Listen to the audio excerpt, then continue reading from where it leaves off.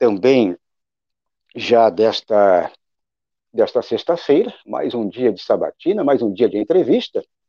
Vamos falar hoje com mais uma candidata de Curitiba, a Ana Júlia, candidata vereadora pelo PT de Curitiba, portanto, a capital catarinense, ou, perdão, a capital paranaense, né?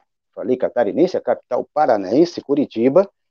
Ana Júlia é a entrevistada desta sexta-feira na cobertura das eleições municipais de 2020, aqui pela TVC e também pela TV JC. Então, já convido a candidata que está aqui em nossos bastidores, já na espera, já para colocarmos ela aqui na bancada número 1. Seja bem-vinda, Ana Júlia, e um prazer imenso, e agradecemos por ter aceitado aqui o nosso convite, e já peço para você que se apresente, quem é Ana Júlia, esta petista jovem, candidata a vereadora, como você entrou no partido, o porquê você é candidata a vereadora pelo Partido dos Trabalhadores. Seja bem-vinda. Obrigada, gente. Então, primeiro aí, boa noite para todo mundo, boa noite para quem está assistindo a gente. É um prazer imenso estar aqui conversando com vocês. Tanta gente já esteve aqui, então, né? Me sinto honrada de ter sido convidada também, né? Estou muito feliz. E, bem, eu sempre fico meio confusa, meio constrangida em responder quem é a Ana Júlia, né? Eu sempre considero meio estranho falar de si mesma. Mas eu sou estudante. Eu estudo filosofia na UFPR, na Universidade Federal aqui do Paraná, estudo direito na PUC Paraná, trabalho no Instituto Defesa da Classe Trabalhadora, sou ativista pela educação pública, comecei minha militância nas ocupações secundaristas de 2016, sou jovem, tenho 20 anos, estou aí como candidata a vereadora pelo Partido dos Trabalhadores aqui em Curitiba, e tem sido uma experiência muito boa, muito rica, tem enriquecido muito até a própria concepção do que é a política e de como são os processos institucionais e eleitorais. E estamos aí na batalha para fazer uma renovação na política, não apenas pela idade, mas principalmente, e eu sempre falo isso, que a verdadeira renovação na política, ela é principalmente pelas pautas, né, pelos projetos que a gente tem colocado. Porque falar de renovação porque é jovem é muito fácil. Desse jeito a gente coloca lá qualquer um só porque é jovem, ou porque é um jovem, mas é filho de alguém, é neto, tem sobrenome, sempre teve seu espaço na política garantido. A gente não, falta uma renovação de fato pelas pautas, de fato pelo projeto político que a gente está colocando, que apesar de ter muita gente discutindo há um tempo, é preciso também se mudar o método e a prática de como se fazer política, né? E foi um pouco disso, mas também a defesa da educação pública irrestrita que motivou a gente estar aí construindo essa candidatura que visa transformar a política num espaço mais coletivo e mais participativo. Esta é Ana Júlia, candidata a vereadora em Curitiba, Paraná, portanto, pelo Partido dos Trabalhadores, o PT, e ela é mais uma das tantas candidatas que já passaram por aqui, passarão ainda até véspera do dia 15, aí véspera do dia das eleições, e ela é mais uma, aliás, uma candidata muito nova, Pedro Araújo, do Recife, o nosso cronista de todas as sextas-feiras, uma candidata aí que vem também trazer uma renovação, mas uma renovação com ideias aqui da nossa esquerda brasileira, porque temos aquele partido lá, o Novo, que de novo não tem nada, né? E outros partidos aí que pregam a dita renovação, mas não adianta você trocar 6 por meia dúzia. Então, já deixo aqui para o Pedro começar com a primeira pergunta, a nossa sabatina de hoje. Pedro, a bola está com você. Ana Júlia, gostaria primeiro de dizer que é muito bom ver gente jovem dentro da política, se interessando por política a ponto de querer ir buscar uma vaga. Eu acredito que a renovação política não se passa apenas pela idade da juventude, que eu conheci muita gente na minha época de faculdade, que se entrasse na política seria um desastre, mesmo tendo 20, 25 anos, mas é muito bom ver gente jovem como você, com ideologia, buscando a política. Eu queria saber, você, enquanto jovem, enquanto moradora de Curitiba e jovem, qual seria o maior desafio da cidade hoje, tanto no pós-pandemia, quanto no geral? Qual seria o maior desafio na cidade de Curitiba que você buscaria no seu mandato vindouro?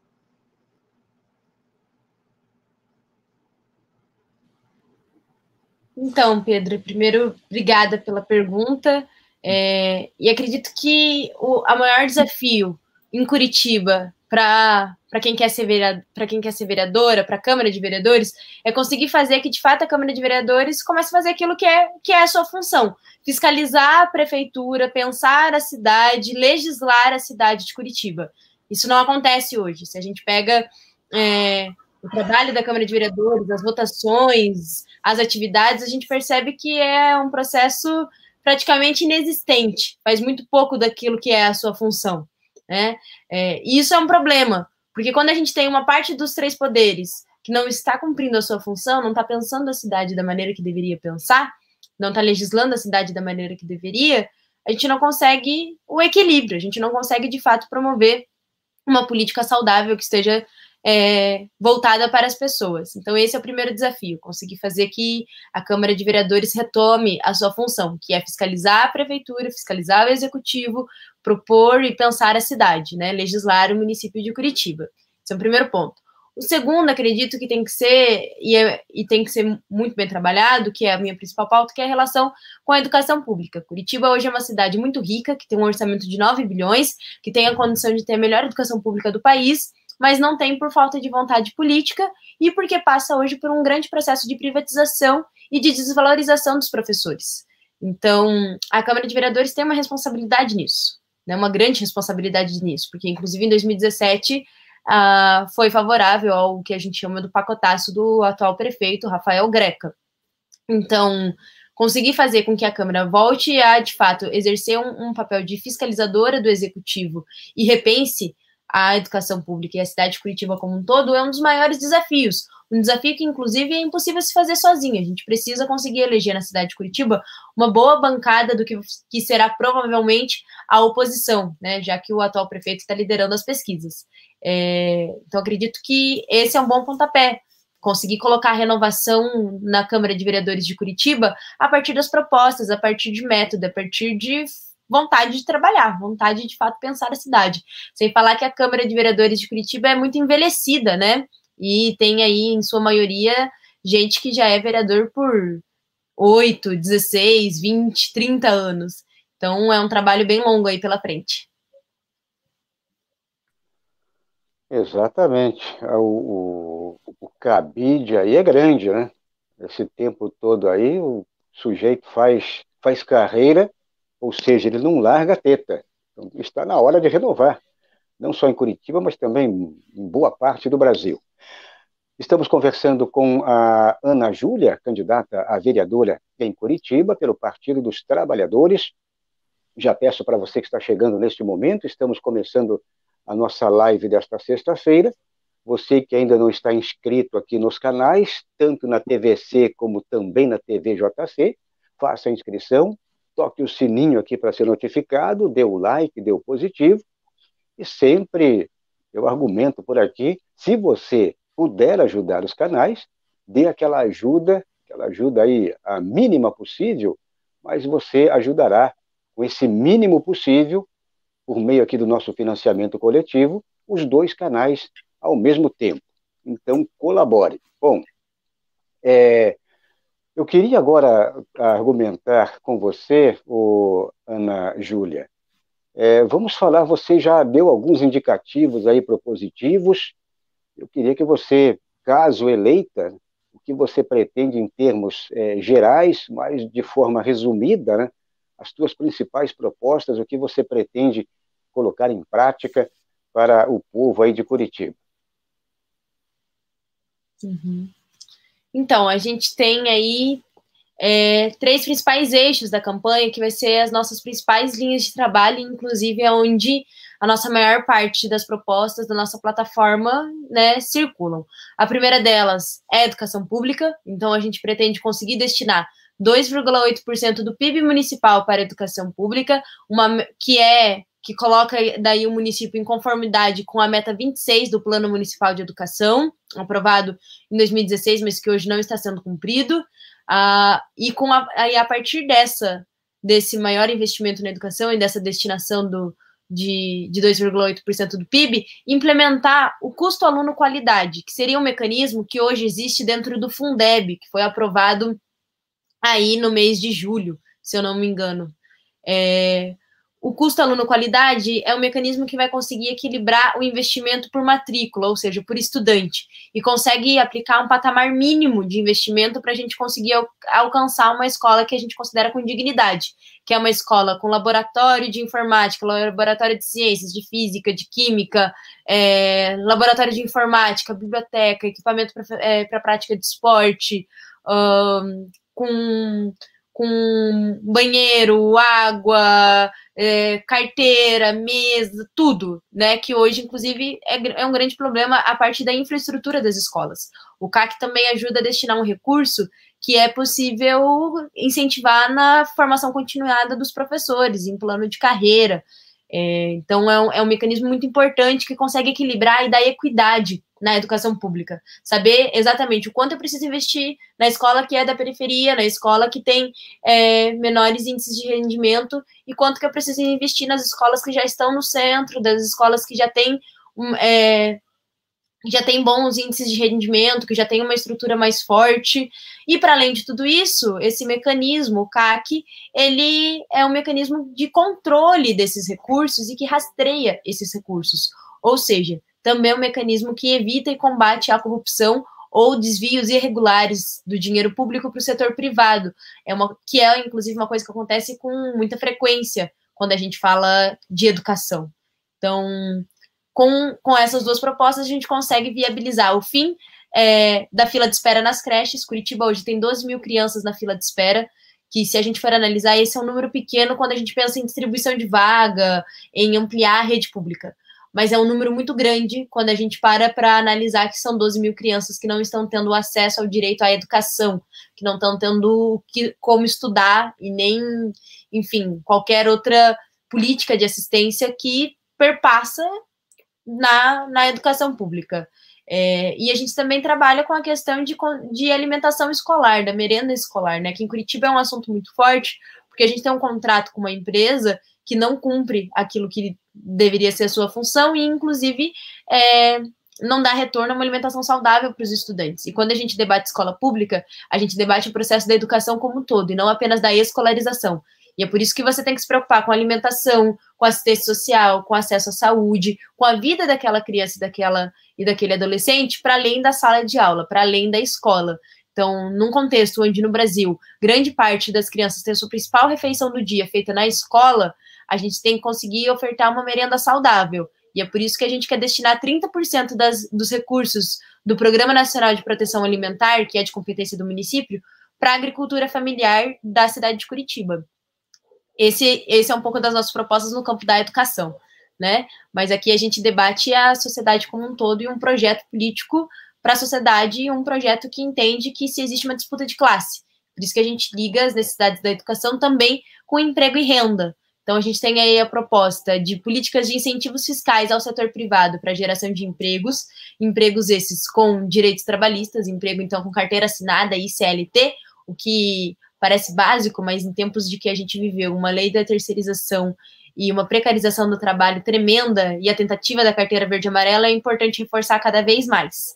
E com isso a gente também quer conseguir estabelecer um salário mínimo municipal, com o intuito de conseguir aumentar o poder de compra e de consumo dos trabalhadores da cidade de Curitiba e, assim, elevar a dignidade de vida, conseguir dar um rendimento mínimo para estar aí dando conta do que são as necessidades, né? A gente também traz a proposta da regulamentação das plataformas de aplicativo, no que é a competência do município, e da criação de um aplicativo público da cidade de Curitiba. Curitiba hoje tem a estrutura do Vale do Pinhão, que tem incentivo e recursos públicos e isenções fiscais, inclusive. Com isso, é perfeitamente possível a gente conseguir criar uma plataforma pública que gere mais emprego, que não seja um emprego tão precarizado e, inclusive, incentivar a criação de cooperativa desses trabalhadores de plataformas, né? E o nosso terceiro eixo é o eixo dos direitos humanos, onde a gente acredita que ele é transversal aos outros dois, mas que tem propostas específicas, como, por exemplo, a gente conseguir reconhecer a língua de Libras como a língua oficial e a primeira língua da comunidade surda de Curitiba, que hoje não consegue ter acesso aos equipamentos públicos. Hoje, se uma pessoa surda vai no postinho de saúde em Curitiba, ela demora para conseguir atendimento, quando consegue, não consegue, às vezes, nem ir para a fila do INSS, fazer pedido de aposentadoria. É um completo absurdo. A gente tem uma comunidade de 90 mil surdos e eles não têm os seus direitos básicos podendo ser acessados. A gente também discute o acesso aos cuidados com a saúde mental através dos equipamentos públicos, pensando no SUS, pensando no SUAS, no CRAS, pensando na assistência social, o que é importante porque, principalmente para a minha geração, a gente tem um grande problema em relação aos cuidados com a saúde mental e, inclusive, cresce todos os dias o número de depressão, de ansiedade e outras questões. Então, é importante a gente pensar isso de maneira abrangente, de maneira que possa atingir toda a população e não só aqueles que têm maiores condições. E a gente também propõe, pensando principalmente nas mulheres em relação à pobreza, o combate à pobreza menstrual, né? Então, a gente quer conseguir fazer uma ampla distribuição de kits de higiene pessoal que atinge as mulheres em situação de vulnerabilidade social. Parece pouco, mas quando a gente fala das questões das mulheres, elas são muito mais atingidas pela pobreza do que os homens, e é, inclusive, muito mais difícil de retirá-las. Então, é importante a gente pensar em políticas públicas que consigam ser abrangentes e estar atingindo todo mundo. Essas são um pouco das nossas propostas, mas tem muita coisa ainda, né? A gente tem a nossa plataforma completa, está disponível no nosso site, que é anajuliaribeiro.com.br, e lá a gente dá tanto a linha política que a gente quer seguir para tudo que a gente for trabalhar na Câmara de Vereadores, quanto o que virá a ser, se tudo der certo, se os curitibanos quiserem, a nossa linha de trabalho na Câmara de Vereadores. Ok. Você diz que são algumas poucas, mas vai ter que trabalhar um bocado, não é mesmo, Pedro Araújo? Vai ter que trabalhar muito, porque são várias propostas aí bem interessantes. Vamos ver, então, tomara que você consiga aí, oxalá consiga uma vaga e consiga ser eleita aí, portanto, como vereador aí de Curitiba. Bom, antes eu peço para você que está chegando agora, não fez a inscrição aqui em nossos canais, faça a inscrição, toque o sininho, dê o like, dê o positivo e colabore com os canais. É muito importante para quem já está inscrito aqui nos dois canais, é muito importante que você ajude a trazer outras pessoas para fazer as inscrições aqui em ambos os canais, para a nossa comunidade aumentar ainda mais, para a nossa comunidade crescer e você ajudar no dia a dia também como mais um ativista digital. Bom, Pedro Araújo, o nosso cronista do Nordeste, cronista aí de Recife. Pedro, passo agora para você fazer mais uma pergunta aí para a candidata, a petista, candidata e a vereadora por Curitiba. Valder, é muito interessante as propostas que ela tem a trazer, porque dos candidatos que a gente entrevistou aqui, pelo menos que eu entrevistei com você, foi a primeira candidata que eu vi falando sobre saúde mental aqui, que é um tema muito importante a ser tratado no Brasil hoje em dia, é um tema que tem tanta relevância e ao mesmo tempo é tratado com tanto descrédito no país. É muito interessante ver isso e é muito bom que tenha candidatos que estejam propondo isso. Ana Júlia, deu para ver que você tem muitas propostas em termos de educação. E a gente vive hoje a pior pandemia dos últimos 2 séculos, que afetou muitos estudantes, principalmente estudantes da rede pública, que estão sem aula. Quando tem acesso às aulas online, são muito poucos que têm o acesso a essas aulas, por ter questões de acesso à tecnologia, de ambiente próprio para estudo, e eles vêm sendo prejudicados. Claro que é importante que esses estudantes estejam em casa para não disseminar ainda mais essa pandemia. Como você acredita que o poder público municipal ele pode agir para dar uma educação de qualidade em tempos de isolamento social, sem expor os alunos ao risco do coronavírus, mas ainda assim garantindo a qualidade do ensino para eles? Então, na realidade, tem uma questão básica a ser colocada nisso, de que o município e a gestão pública precisa ter coragem de assumir o momento que a gente está vivendo e enfrentar a pandemia do fato da maneira que ela tem que ser enfrentada, né? Combater ela de maneira firme. Se a gente tivesse feito isso lá atrás, há alguns meses, né, lá em março, hoje a gente não estaria enfrentando esse problema.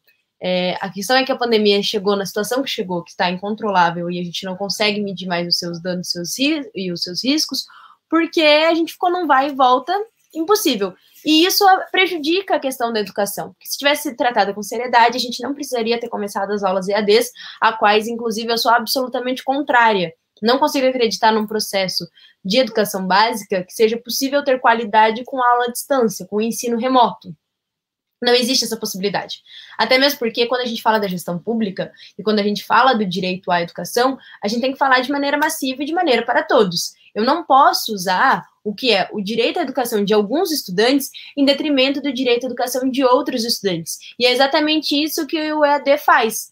Ele coloca que aqueles que têm acesso à internet, computador, celular e mais do que isso, estrutura em casa para poder estudar, para dar condições de estar acompanhando as aulas, de ter acompanhamento dos pais, etc. Ok, esses daí vão estudar, esses daí vão aprender, esses daí estão sossegados. Aqueles que não têm, aqueles que têm 2, 3 irmãos, que têm aula tudo no mesmo horário, que não tem um lugar para estudar em casa, que não tem uma mesa, esses daí pouco me importa. Não é assim que a gestão pública tem que agir, mas é assim que ela está fazendo no momento de agora com a pandemia. Então, não existe um cenário onde, para a educação básica, seja aproveitável o ensino remoto. É um completo absurdo o que estão fazendo agora, né?